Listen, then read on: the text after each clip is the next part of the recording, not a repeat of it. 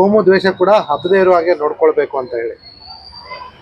ಈ ಒಂದು ಪರಿಸ್ಥಿತಿಯಲ್ಲಿ ನಾವೆಲ್ಲರೂ ಭಾರತೀಯರು, ನಾವೆಲ್ಲರೂ ಒಂದೇ ಅನ್ನುವಂಥದ್ದನ್ನು ನಾವು ಇದ್ದು ತೋರಿಸ್ಬೇಕಾಗಿದೆ. ಆ ಕೋಮು ಭಾವನೆ ಬಿತ್ತಲಿಕ್ಕೆ ಯಾರಾದರೂ ಪ್ರಯತ್ನ ಮಾಡಿದರೆ ಅವ್ರ ಮೇಲೆ ಕೂಡ ನಾವು ಕ್ರಮ ತಗೊಳ್ತೀವಿ.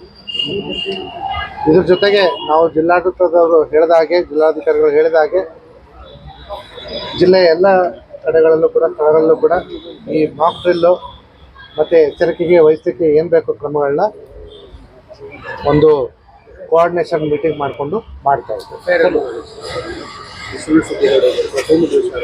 ಇಲ್ಲ, ಈ ರೀತಿಯಾಗಿ ನಾವು ಒಬ್ಬ ವ್ಯಕ್ತಿಯ ಮೇಲೆ ಒಂದು ಮುನ್ನೆಚ್ಚರಿಕಾ ಕ್ರಮಗಳ ಅಡಿಯಲ್ಲಿ ಒಂದು FIR ದಾಖಲೆ ಮಾಡ್ಕೊಂಡಿದ್ದೀವಿ. ಉಳಿದವರೆಲ್ಲ ಡಿಲೀಟ್ ಮಾಡಿಸಿದ್ವಿ. ನಾಳೆಯಿಂದನೇ ಶುರು ಮಾಡ್ತಾ ಇದ್ದೀವಿ. ಸೆನ್ಸಿಟಿವ್ ಪ್ಲೇಸ್ ಅಂತ ಏನಾದರೂ ಗ್ರೂಪ್ ಮಾಡಿದೆ ಸರ್ ಬೆಳಗಾವಿ ಜಿಲ್ಲೆಯಲ್ಲಿ?